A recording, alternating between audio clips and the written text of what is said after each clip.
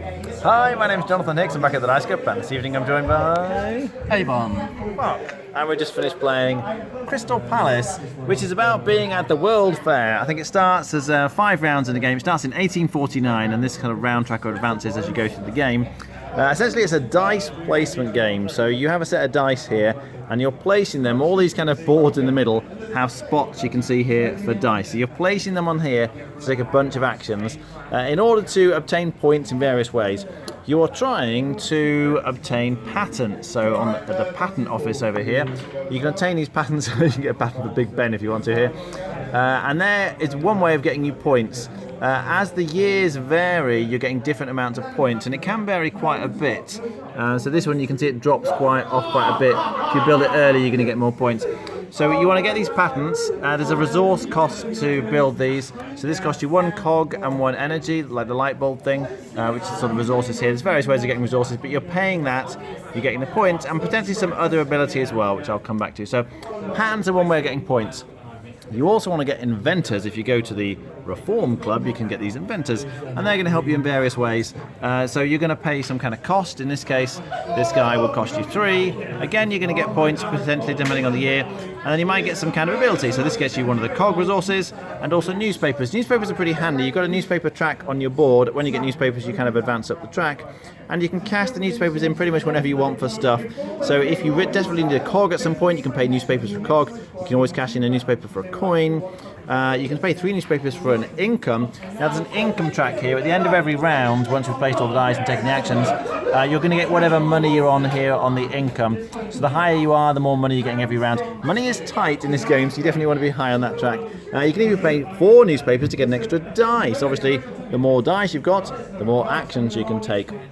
So that's another way of getting points. You get points off the inventors. So patents and inventors, 2 ways of getting points.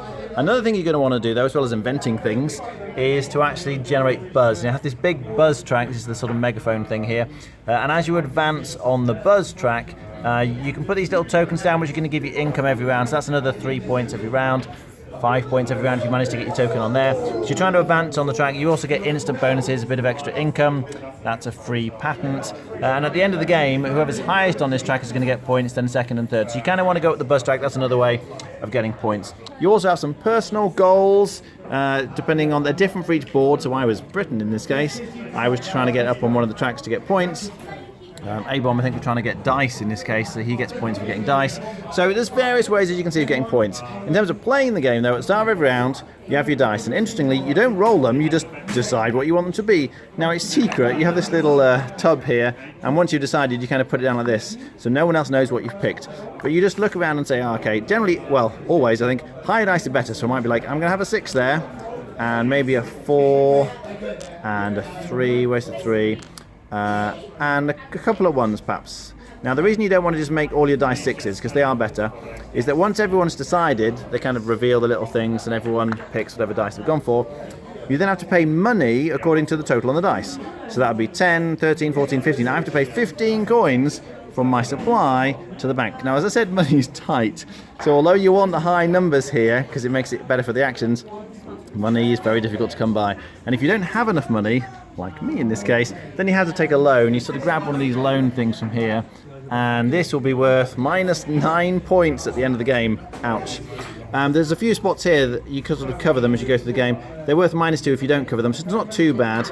At any point you can pay the loan back by flipping it over, but it's still worth minus 5 points just because you took a loan at some point during the game. Loans are 10 coins whenever you take them, £10.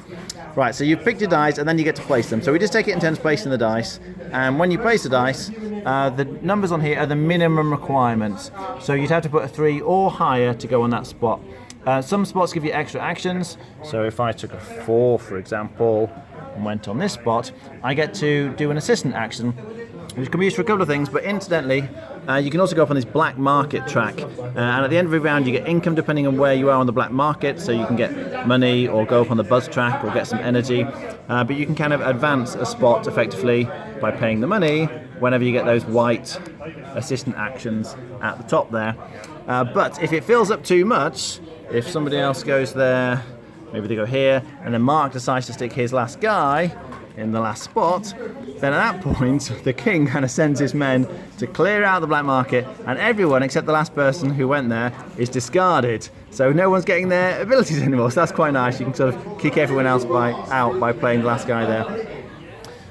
You can go to the Bank of England to increase your income, obviously, and get some points. So that's quite important. One thing I should say is that after everyone's placed the dice, you then sort of move them down, and it's the highest dice goes into the first spot, so you get a free newspaper there, and then you get to take a pattern, and then the next dice move down. Sometimes if the dice are full, you might have to pay money to go on spots, but you can go to the Bank of England, as I say, to get income. The British Museum is the way you get these little tiles, which might give you an instant ability, a cog and some buzz, or it might be some kind of income thing. The banner here means income, which increases you on the income track every income round, so that's quite nice. And as I say, they go in these spots here, which covers the -2, so you're reducing the amount of points you're losing at the end of the game for that one. Going up on this track gets you a few different things, but crucially, when you get the people, you have to pay the people every round. Here, that's the cost, and it depends where you are on this track. So if you haven't gone anywhere on this track, you'd have to pay this guy 2 coins, but if you got up on the track anyway, he'd be free. And some of them you can see, like the costs generally come down as you go higher on that track. That's where you get the people. This is a way of getting more buzz, so you can go here, and each round it varies, but like in the last round, depending on how many of the Bank of England tiles you got, you'll be generating some extra buzz there. This is a way of getting some extra, you can get an extra dice here, get a couple of cogs, go up on the black market track, there's a few things there. And then finally, this is just another space for getting energy and possibly buzz and more income things there. So a lot of different actions, as you can see, but you just play over 5 rounds, placing your dice, taking the actions, desperately trying to get more money because it's so tight in the game, trying to avoid taking the loans, but it's very hard to do. And at the end, you sort of score up and most points wins. What do you think? Yeah, it's a good game. The graphics are very good. The themes there, it's nice to get, the different inventors. You can get Dr. Watson or Sherlock Holmes and that sort of stuff. And you've got weird sort of inventions, Flash Thingamabob and whatever. So yeah, the theme comes through. There's a little bit of a learning curve. I hadn't played before, so I struggled a little bit with this. Did quite as well as I hoped. It's pretty good. I love the dice mechanic, as in the fact that you can choose how much you want to spend. I think the only thing which does annoy me a little bit is the turn order. So whoever pays the most, they go first, and then it's just clockwise. I would have almost wanted to tweak it so whoever paid the second most gets second, third most third, because Mark was Mr. Moneybags and was spending a massive amount every time on dice, and just due to seating position, I was always last. But yeah, I think I classify it as medium weight. If you like sort of your Euros with quite a bit of stuff going off on them, I think you'd like this. Okay. Mark? Yeah, I agree, it's good. I think the dice mechanism is what is standout thing is because of the balance between can I afford to spend this, can I not. You do, which is stuff like newspapers and loans, you can sometimes maybe push it a little bit further, you're thinking, just to try and get that first place. The fact that it's not the first and left to right, it's the pips that decide who gets to choose first, then left to right, means that you can gazump somebody later, though you do risk gazumping them, ending up paying like 2 money on some of the spots, and often you'll lose the assistant move. There's the right level of anxiety on, can I hold out one more turn round to put my dice down, which one way I've got to go and stuff, and also watching where the people are going. If I go this moment, I'm going to hold on to this 6 for a little while, because then I know when I need it, I can put it down in the right place, or nobody's gone there, so that place open, so I can go there later. From that, it's fairly standard workplace and collect resources, convert resources into points. Look, there's lots of different abilities on the cards, everything's different, which is good. I will say the art, I really like the card art, like the people and the machines, but I'm not so keen on any of the board art. I know it's going for a particular style, it's not a style that I appreciate. Iconography is good, it plays fairly smoothly. I'm not sure I'd play with some of the AP Prone. There is a lot at times you can be a little bit intense. You're going, I need to do that, and I need these resources, and I don't want to take a loan, or I'm going to take a loan. How many loans am I going to take? I'm going to take 2 loans. And you kind of, the option space can get a bit wide when you're working out, I can take more money, which opens up, but if you've got to work out how you're going to pay it back. But all in all, It's pretty good. I don't think it's amazing. It's held by its dice makers, in my opinion. Rating? I would give it a 7.5. Okay. Abel? Yeah. I'll just say against Mark's thing about the artwork, yes, the other bits are a little drab, but it just makes it very easy to see what you're doing. All the spaces really sort of pop out. I like it, so I would give it 7.5. Okay. Yeah, I'd agree wholeheartedly, actually, with everything they've both just said. The player order is an issue. It's a slight issue, it's an easy fix, but it's an issue. I personally was not as keen on the artwork, but it's fine.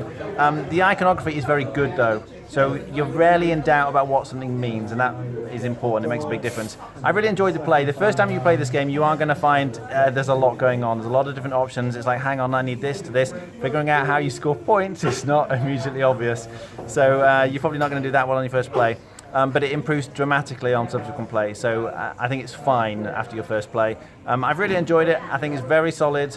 Not much to complain about, really. It's very interactive in the good sense that you're paying attention to what other people are doing, because it's like, does he want this spot? Will he take it? Is that the strategy that he's going for? You've got the slightly asymmetrical boards, which means you're doing slightly different things. There are enough different strategies in the game. I think it's very good. I would also be on a 7.5 out of 10. Thanks for watching. That was Crystal Palace.